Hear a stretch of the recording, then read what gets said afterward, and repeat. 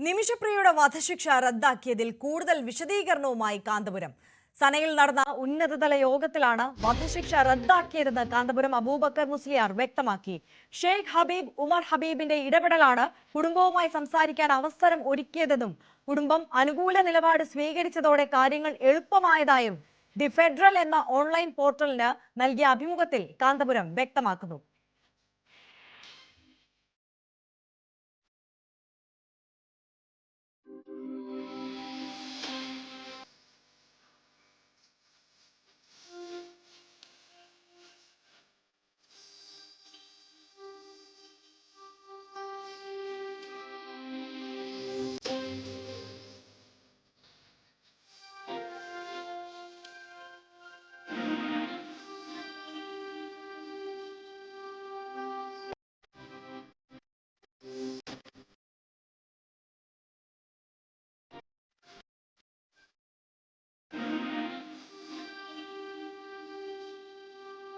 നിമിഷപ്രിയയുടെ വധശിക്ഷ ഒഴിവാക്കുന്നതുമായി ബന്ധപ്പെട്ട് കാന്തപുരം നടത്തിയ നിർണായകമായ ഇടപെടൽ അത് ഏത് തരത്തിലായിരുന്നു, ഏത് വഴിയിലൂടെയാണ് ഈ അനുകൂലമായ ഒരു ഘട്ടത്തിലേക്ക് തീരുമാനങ്ങളിലേക്കൊക്കെ കാര്യങ്ങൾ എത്തിക്കാൻ അദ്ദേഹത്തിന് സാധിച്ചത് എന്നതുമായി ബന്ധപ്പെട്ട കൂടുതൽ വിശദീകരണം അദ്ദേഹത്തിന്റെ ഭാഗത്തു നിന്ന് ഉണ്ടായിരിക്കുകയാണ്.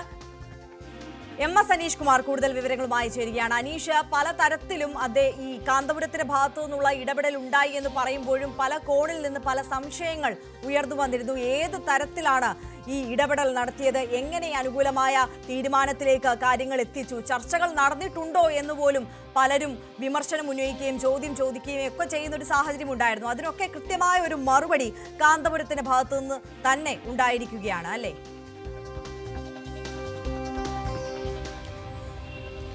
തീർച്ചയായും കൃത്യമായ ഒരു വിശദീകരണമാണ് അദ്ദേഹത്തിന്റെ ഭാഗത്തു നിന്നും ഉണ്ടായിരിക്കുന്നത്. കഴിഞ്ഞ കുറച്ച് ദിവസങ്ങളായി തന്നെ അന്തരീക്ഷത്തിൽ അലയടിച്ചിരുന്ന പലവിധ ചോദ്യങ്ങളുണ്ടായിരുന്നു. എന്ത് തരത്തിലുള്ള ഇടപെടൽ നടത്തിയാണ് ഈ നിമിഷപ്രിയയുടെ വധശിക്ഷ ഒഴിവാക്കാനുള്ള ഒരു നീക്കത്തിലേക്ക് കടന്നത്? ഒപ്പം കേന്ദ്ര സർക്കാർ ഇതുമായി ബന്ധപ്പെട്ട കാര്യങ്ങൾ അറിഞ്ഞിരുന്നോ, അല്ലെങ്കിൽ കേന്ദ്ര സർക്കാർ അറിയാതെയാണോ കാന്തപുരം ഇക്കാര്യങ്ങൾ ചെയ്ത്? കാന്തപുരം എങ്ങനെയാണ് ഈ സംഭവത്തിൽ ഇടപെട്ടത് എന്നടക്കമുള്ള നിരവധി ചോദ്യങ്ങൾ ഉയർന്നിരുന്നു. ഈ ചോദ്യങ്ങൾക്കൊക്കെ അദ്ദേഹം കൃത്യമായ ഒരു മറുപടി നൽകിയിരിക്കുകയാണ്. 16-ാം തീയതി നിശ്ചയിച്ചിരുന്ന വധശിക്ഷ ഒഴിവാക്കുന്നതിനായി സൂഫി പണ്ഡിതന്മാരും നോർത്ത് യമനിലെ നിയമവിദഗ്ധരുടെയും മറ്റും മാരത്തോൺ ഇടപെടലുകൾ, ചർച്ചകൾ എന്നിവയിലൂടെയാണ് ഇത്തരമൊരു അനുകൂല തീരുമാനത്തിലേക്ക്, അതായത് ആദ്യം വധശിക്ഷ മാറ്റിവെക്കുന്ന തരത്തിലുള്ള ഒരു തീരുമാനത്തിലേക്ക് എത്തിയത്.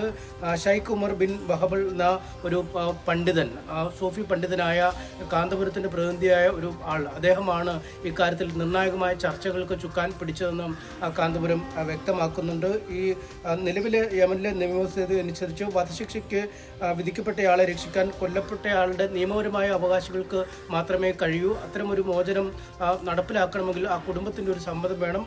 അതിനുള്ള ശ്രമങ്ങളാണ് ആദ്യഘട്ടത്തിൽ നടന്നത്. ഈ സൂഫി പണ്ഡിതന്മാരായ ആളുകളും ഗോത്ര തലവന്മാരും നോർത്ത് യമനിലെ ഭരണാധികാരികളും ഒക്കെ നിരന്തരം ഈ കുടുംബവുമായി ചർച്ചകൾ നടത്തുകയും ഈ വധശിക്ഷ തൽക്കാലം ഒഴിവാക്കുന്നു എന്ന രീതിയിലേക്ക് ആ കുടുംബം എത്തുകയും ചെയ്യുന്നു. ഈ കാര്യം പിന്നീട് കോടതിയെ അറിയിച്ചതിനെ തുടർന്നാണ്